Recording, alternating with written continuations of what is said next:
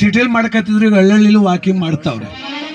ಒಳಕಲ್ಲ concrete ಹಾಕಿ ಮುಚ್ಚಿಬಿಟ್ಟು ರಾಗಿ ಕಲ್ಲು ಸಂದಿಗೆ ಹಾಸ್ಬಿಟ್ಟು ಒನಕೆ ಹೊಲ್ಗೊಟ್ಬಿಟ್ಟು ಗಾಳಿ ಸುತ್ತಂಗೆ ಊರು ಸುತ್ತಕ್ಕೆ ಶುರು ಆಗವ್ರೆ ಎಲ್ಲರೂ.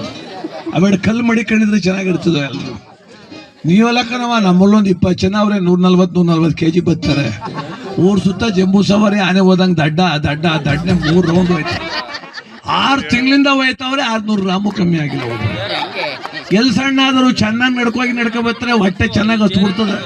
ಕುಂತ್ಕೊಂಡು ಒಂದು ಬಕೆಟ್ ಚಿತ್ರಾನ್ನ ತಿಂದ್ರೆ ಇನ್ನೂ ದಪ್ಪ ಆಯ್ತಾ ಕುಂತವ್ರೆ. ನಾವು ದೇಹ ಚೆನ್ನಾಗಿ ಇಟ್ಕೋಬೇಕು, ನೋಡೋಕೆ ಚೆನ್ನಾಗಿರ್ಬೇಕು, ಇವೆಲ್ಲ ತಲೆ ಕೆಡ್ಸ್ಕೊತೀವಿ. ಆದ್ರೆ ಮನಸ್ಸು ಚೆನ್ನಾಗಿ ಇಟ್ಕೋಬೇಕಂತ ತಲೆ ಕೆಡ್ಸ್ಕೊಂಡ್ ನಾವು ಒಳ್ಳೆಯವ್ರಾಗ್ತೀವಿ. ಜಗತ್ತು ಒಂದು ಒಳ್ಳೆ ಕೆಲಸ ನಡೆಯುವಾಗ ಕಿರಿಕ್ ಮಾಡುದು, ಒಂದು ಒಳ್ಳೆ ಕಾರ್ಯಕ್ರಮ ಮಾಡುವಾಗ ತೊಂದರೆ ಮಾಡುದು, ಇವೆಲ್ಲ ಮೊಲ್ಲಾಗ್ರ ಲಕ್ಷಣ ಅಂತ. ನಾನು ಕಾರ್ಯಕ್ರಮಕ್ಕೆ ಬಂದೆ, ಅಲ್ಲಿ ಗಾಡಿ ನಿಲ್ಸಿವೆ, ಸೌಂಡ್ ಜೋಡಿಸ್ತಾವೆ, ಅಲ್ಲಿ ನಿಂತೀವ್ನಿ, ಯಾರು ಡೈಕ್ಲು ಬಂದ್ರು. ಅಣ್ಣ ನೀವೇ ಬಂದ್ರು ಪ್ರೋಗ್ರಾಮ್ ಮಾಡೋಕೆ ಅಂದ. ಓಕೆನಪ್ಪ ಅಂದೆ. ಡ್ಯಾನ್ಸ್ ಆಡೋಕೆ ಎಷ್ಟಮ್ಮ ಇದ್ರು ಅಂದ.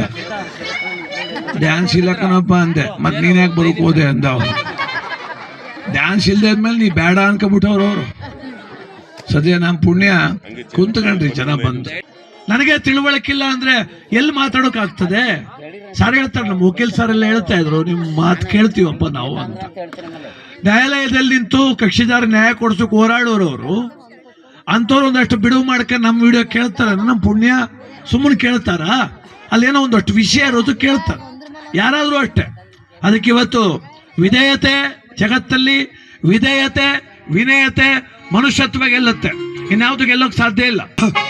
ನಾಟೈವರ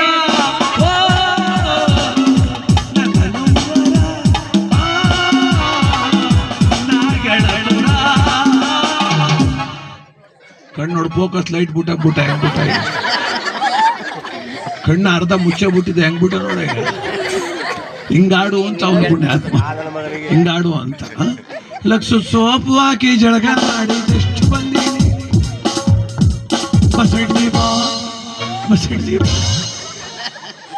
ಆದ್ರೆ ಇವ್ರಿಬ್ರು ನೋಡಿ ಒಂದ್ ಚೇರ್ಲ ಅಡ್ಜಸ್ಟ್ ಮಾಡ್ಕೊಂಡು ಹೆಂಗ್ ಕೂತಾರೆ. 20 ತಿಂಗಳು ಅಧ್ಯಕ್ಷ ಹಂಚ್ಕೊಂಡಂಗೆ ಇವ್ರಿಬ್ರು ಗ್ಯಾರಂಟಿ ಮೆಂಬರ್ ಆಯ್ತಿರಿ ಕಣಪ್ಪ. ಇಬ್ರು ಗ್ಯಾರಂಟಿ. ಇಲ್ಲಿ ಯಾರು ಹೀರೋ ಮಾಡಲ್ಲ ಗುರು, ನಮಗ್ ನಾವೇ ಹೀರೋ ಆಗ್ಬೇಕು ಅಂತ.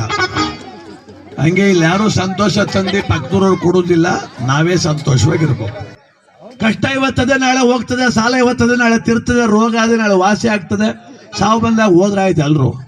ಅದ್ಯಾಕೆ ದೊಡ್ಡ ಅಲ್ಲ ಒತ್ಕೊಂಡು ಕೂತ್ಕೋಬೇಕು ನೋಡಿ. ಅದಕ್ಕೆ ಮಾರಮ್ಮ, ಪಟ್ಟದಮ್ಮ, ಹಿರಿಯಮ್ಮ, ಕಾಳಮ್ಮ, ದೈತಮ್ಮ ಊರು ತುಂಬಾ ದೇವಸ್ಥಾನ. ಯಾಕೆ ಗೊತ್ತಾ? ಒಂದು ಭಯ ಬೇಕ್ರಿ. ಮನುಷ್ಯ ಏನ್ ಮಾಡ್ತರು 2 ವಿಚಾರ ಮರೆಯಬಾರ್ದು. ಒಂದು, ನಮ್ಮೆಲ್ಲರೂ ಮೀರಿದಂತ ಒಂದು ಶಕ್ತಿ ಇದೆ ದೇವರು ಅಂತ, ಅದು ಮರೆಯಬಾರ್ದು. ಇನ್ನೊಂದು, ನಾನು ಏನೇ ಅವತಾರ ಆಡಿದ್ರು ಒಂದಿನ ಹೆಂಡಾಗ ಹೋಯ್ತಾರೆ ಅನ್ಕೊಳ್ತೀನಿ, ಅದನ್ನು ಮರೆಯಬಾರ್ದು. ಇವೆರಡು ಮರ್ತಿಲ್ಲ ಅಂದ್ರೆ ಕೆಟ್ಟವ್ರು ಆಗುದಿಲ್ಲ. ಆ ತಾಯಿ ಮೇಲ್ಮರವತ್ತೂರು ತಮಿಳ್ನಾಡಲ್ಲಿ ಹೋಗ್ಬೇಕು ಬರಬೇಕು. ಓಂ ಶಕ್ತಿಗೆ ಭಜನೆ ಹೆಂಗ ಗೊತ್ತಾ? ಓಂ ಶಕ್ತಿ ಭಜನೆ ಕೇಳಬೇಕು ನೀವು. ಹೂವಾಗಿ ಒಲಿದು ಬಹಾರೆ, ಓಂ ಶಕ್ತಿ ಹಾವಾಗಿ ಹರಿದು ಬಹಾರೆ, ಓಂ ಶಕ್ತಿ ಆದಿಶಕ್ತಿ ಪರಾಶಕ್ತಿ ಬಾರಮ್ಮ. ಹಿಂಗಿರೋದು ಭಜನೆ. ಹಿಂಗ ಆಡ್ರವ ಅಂದ್ರೆ ಇವರು ಬಸ್ಸಲ್ಲಿ ಬಸ್ ಅಪ್ಪ bus Om Shakti bus driver ಅಪ್ಪ ಡ್ರೈವರ್ ಓಂ ಶಕ್ತಿ ಡ್ರೈವರ್. ಮಾರಮ್ಮನ ಮುಂಚೆ ಕೂಡ್ರೆ ಮಾರಮ್ಮ ಒಳ್ಳೇದ್ ಮಾಡ್ತಾರೆ, ಬೋರಪ್ಪನ ಮುಂಚೆ ಕೂಡ್ರೆ ಬೋರಪ್ಪ ಒಳ್ಳೇದ್ ಮಾಡ್ತಾರೆ. ಡ್ರೈವರ್ ಸುತ್ತ ಮಲ್ಲಾಗ್ರು ಬಂದಂಗೆ ಕೂಡಿದ್ರು, ಅವ್ನ ಏನ್ ಮಾಡ ಬಸ್ ತಗೋ ಕೆಳಗ್ ಬಿಟ್ಟವನ.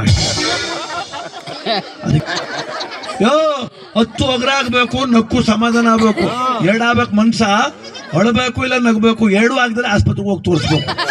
ನರ್ಮೇಲೆ ನರ ಕೂತ್ಕೊಂಡ್ರೆ ಹಂಗೆ ಆಗೋದು. ಹಿಂಗ್ ಮಖ ಗಂಟೆ ಹಾಕೊಂಡು ಏನ್ ಹಿಂಗ ನಾನು ಇಂಗ್ಲಿಷ್ ಮಾತಾಡ್ತಿದ್ದೆ, ಇಲ್ಲಿ ಕನ್ನಡ ತಾನೇ ಮಾತಾಡ್ತದ, ಅರ್ಥ ಆಗೋ ಭಾಷೆ ತಾನೇ ಇದು. ನೋಡ್ತಾ ಸಖತ ಕೂತಿದೆ, ಕಿವಿ ಬಟ್ಟೆ ಸಖತ ಕಟ್ಟಿದೆ, ಮೂಗ್ ಗಟ್ಟಿ ಮಾಡಿಬಿಟ್ರೆ ಸೂಪರ್ ಆಗಿ ಕಾಣ್ತಿದೆ. ಅಷ್ಟೊಂದ್ ಚಳಿ ಹಿಡಿದು ಬಿಡ್ತಿದ್ದ. ಕಿವಿ ಕೇಳಿಸ್ಬೋದು ಬೇಡವಾ? ನಮ್ ಸ್ಪೀಕರ್ ಸೌಂಡ್ ಬೀಳುದ್ ಬೇಡವಾ? ಕಿವಿ ಪಾವನ ಆಗ್ಬೇಕು ಮಾರಮ್ಮ ಅನ್ನೋ ಪದ ಕೇಳಿ, ನಾಲಿಗೆ ಪಾವನ ಆಗ್ಬೇಕು ಮಾರಮ್ಮಂಗ್ ಜೈಕಾರ ಹೇಳಿ, ಕಣ್ಣು ಪಾವನ ಆಗ್ಬೇಕು ಮಾರಮ್ಮಂದು ದರ್ಶನ ಮಾಡಿ ಪಾವನ ಆಗ್ಬೇಕು. ಒಂಚೂರು ಸೌಂಡ್ ಜಾಸ್ತಿ ಆಗ್ಬಿಡ್ತಪ್ಪ, ಅಲ್ಲಿ ಕೂತ್ಕೊ ಅಕ್ಕ ಏನ್ ಕಿವಿಯೊಳಗೆ ಬೆಳ್ ಮಡಿಕ ಕೂತದೆ, ಅದೇ ಅಕ್ಕಪಕ್ಕ ಮೇಲೆ ಅತ್ತೆ ಸೊಸೆ ಜಗಳ ಕಾದ್ಬಿಡ್ಲಿ, ಒಡ ಕಿವಿ ಕೊಟ್ಕೊಂಡು ನಿಂತು ಬಿಡ್ತಾರೆ. ಹೆಂಗೆ ಬೋದಾರು ಅಂತ ಬೋಗಳ ಇತ್ವಾಗದೆ ಬೋಗಳ ಭಗವಂತ ಸ್ಮರಣೆ ಇತ್ತ ಇಲ್ಲ. ಈಗ ನೋಡಿ, ದೇವಸ್ಥಾನಕ್ಕೆ ಬಂದಾಗ ಅಲಂಕಾರ ಇರಬಾರ್ದು, ಅಹಂಕಾರ ಇರಬಾರ್ದು. ಏನಿರಬಾರ್ದು? ದೇವಸ್ಥಾನಕ್ಕೆ ಹೋದಾಗ ಅಲಂಕಾರ ಇರಬಾರ್ದು, ಅಹಂಕಾರ ಇರಬಾರ್ದು. ಈ ಅಲಂಕಾರ ಜಾಸ್ತಿ ಮಾಡ್ಕೊ ಬಂದ್ಬಿಟ್ಟು ಅವ್ರು ಕೆಲವು ಲಿಪ್ಟಿಕ್ ಹಾಕೋ ಬಂದ್ಬಿಟ್ಟವ್ರು ತುಟಿಗೆ. ಜೋರಾಗಿ ನಗ್ನುವಲ್ರು, ಜೋರಾಗಿ ಅಳ್ನುವಲ್ರು ಅವ್ರು. ಯಾಕೆ ತುಟಿಗೆ ಹಿಂಚ್ಕೊಬಿಡ್ತವೆ ಅಂತ ಸುಮ್ಮನೆ ಕಷ್ಟಪಟ್ಟು ಕೂತವ್ರು. ಇದೊಂದು ದೊಡ್ಡ ಕಷ್ಟ. ಅದಕ್ಕೆ ನೀ ಕೂತ್ಕಪ್ಪ, ಕೂತ್ಕೊಳ್ಳೋ, ಮೇಕಪ್ ನೋಡಿ, ಯಾಕನ ಕೂತ್ಕೋ. ಯಾರ್ಯಾರು ಮೇಕಪ್ ಮಾಡೋದು ನೋಡ್ತಿದ್ಯಾ? ಹೆಂಗ್ ಹುಡುಕ್ತ ನೋಡು ಪುಣ್ಯಾತ್ಮ. ನೋಡಿ, ನಾನು ಜನಪದ ಆಡೋನು, ಭಕ್ತಿಗೀತೆ ಆಡೋನು, ಸಿನಿಮಾ ಗೀತೆ ವಿರೋಧಿ ಅಂತೂ ನಾನಲ್ಲ. ಆದರೆ ಇತ್ತೀಚೆಗೆ ಬಂದ ಸಿನಿಮಾ ಗೀತೆ ಅಷ್ಟರ ಮಟ್ಟಕ್ಕೆ ತಗೋ, ಗೌರವನೇ ಇಲ್ಲ. ನೀವು ಡಾಕ್ಟರ್ ರಾಜ್ಕುಮಾರ್ ಸಿನಿಮಾ ನೋಡ್ತಿದ್ರಿ, ಎಷ್ಟೋ ಜನ ಬಂಗಾರದ ಮನ್ಸಲ್ಲಿ ಸಿನಿಮಾ ನೋಡಿ ವ್ಯವಸಾಯ ಮಾಡಬೇಕು ಅಂತ ಊರಿಗೆ ಬಂದ್ಬಿಟ್ಟು ಅವ್ರು ಸಿಟಿ ಬಿಟ್ಟು, ನಾನು ಹಂಗೆ ಆಗ್ಬೇಕು ರಾಜೀವ್ ಒಪ್ಪನಂಗೆ ಅಂತ. ಅವ್ರ ಸಿನಿಮಾ ಗೀತೆ ಕೇಳ್ರಿ, ರಾಜ್ಕುಮಾರ್ ಸಿನಿಮಾ ಗೀತೆ. ಹೆಣ್ಮಕ್ಳು ಕೊಡೋ ಗೌರವ ಹೆಂಗೆ ಗೊತ್ತಾ? ಅವರು ಆರತಿಯೇ ಆ ಮದನ ನಗುತ್ತಿರುವಂತೆ, ಕಲ್ಲು ಮುಳ್ಳಲ್ಲ ಬಳ್ಳಿ ಮುದ್ದಾಗಿ ಬಾಣವಾಯಿತೋ ನಗುತ್ತಲಿದೆ. ಆರತಿಯೇ ಕರೆಗಿಳಿದಂತೆ. ಹಿಂಗಲ್ವೇನ ಕರಿಬೇಕು? ಈಗ ಹಂಗೆ ಕರಿಯಲ್ರು. ರೋಡಿಗಿಳಿ ರಾಧಿಕಾ ಚಂದ್ರಿಕಾ ಆಡುತ್ತಾರೆ. ನೋಡಿ, ನೀವೇನ್ ಬಾರಿಸ್ತೀರಿ ಇಬ್ರು? ಇದಕ್ಕ ಜನಪದ ಗೀತೆ ಬಾರಿಸಿ ಅಂದ್ರೆ ಮ್ಯಾಕ್ ಮಾಡ್ಕೊ ಕೂತಿದ್ರಿ ಇಬ್ರು. ರೋಡಿಗಿಳಿ ರಾಧಿಕಾ ಅಂದ್ರೆ ಕೆತ್ತ ಕೂತವ್ನಿ ಪುಣ್ಯಾತ್ಮ. ಇವನೇ ಕೆಟ್ಟೋಗಂಗಣ ಜಗತ್ತು. ಇಲ್ಲಿ ಕುಂತವ್ರು ನೋಡಿ ಮಕ್ಕಳು, ಅವರೆಲ್ಲ ತಾಯಿ ತಂದೆ ಅಂದ್ರೆ ಏನ್ ಅನ್ಕೋಬೇಕು ಅವರು? ಅದಕ್ಕೊಂದು ಗೌರವ ಇತ್ರಿ. ತಾಯಿ ತಂದೆ ಇಬ್ಬರು ಕಣ್ಣಿಗೆ ಕಾಣೋ ದೇವರು, ತಾಯಿ ತಂದೆ ಇಬ್ಬರು ಕಣ್ಣಿಗೆ ಕಾಣೋ ದೇವರು. ಅಪ್ಪ ಅಮ್ಮ ದೇವರು ಅಂತ ಬರ್ದ ಪುಣ್ಯಾತ್ಮ, ಕಣ್ಣಿಗೆ ಎಣ್ಣೆ ಬಿಟ್ಕೊ ಬರ್ದವನೆ. ಇತ್ತೀಚೆಗೊಬ್ಬ ಒಟ್ಟಿಗೆ ಎಣ್ಣೆ ಬಿಟ್ಕೊ ಬರ್ದವನೆ. ಅಪ್ಪ ಲೂಜ, ಅಮ್ಮ ಲೂಜ, ನಾನು ಲೂಜ, ನೀನು ಲೂಜ, ಅದು ಸರಿ ಅದು ಸರಿ. ನೀನೇ ಮಗ ಅಪ್ಪ ಲೂಜ, ಅಪ್ಪ ಲೂಜ ಹೇಳು. ಅವ್ನಿಗಿನ್ನೂ ಡೌಟು, ಇದ್ರು ಇರ್ಬೋದು ನಮ್ಮ ಅಪ್ಪ ಲೂಜ ಅಂತ. ಅಲ್ಲಿ ಏನ್ರಿ ಅಪ್ಪ ಅಮ್ಮನ ಗೌರವ ಬೇಡವೇನ್ರಿ? ಮಕ್ಕಳ ಅವ್ರ ಬಗ್ಗೆ ಏನ್ಕಬೇಕ್ರಿ? ಸಿನಿಮಾ ಗೀತೆನೇ ಇರ್ಬೋದಪ್ಪ.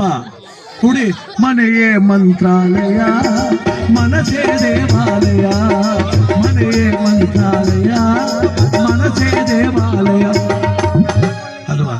ನಮ್ಮ ಮನೆಯಲ್ಲಿ ದಿನವೋ ದಿನವೋ ಜಯಿಸಲು ಬೆಳದಿಂಗಳ ಆ ಪ್ರೀತಿ ಕರೆಗಳು ಸಾಧ್ಯವೇ? ಹಿಂಗಲ್ವಾ ಮನೆ ಬಗ್ಗೆ ಸಾಂಗು? ಇದು ಬರೀ ಬಟ್ಲು ಮನೆ. ಬಿದೆ ಬಿದೆ ಬಾತ್ರೂಮಲ್ಲಿ ಮೈಯೆಲ್ಲ ಮತ್ತೆ ಬಿದ್ದೆ ಸಂತ ಬಂದು ಎಲ್ಲಿಂದ ಎಲ್ಲಿಗೆ ಬಂದ್ಬಿಟ್ಟು ನೋಡ್ರಿ.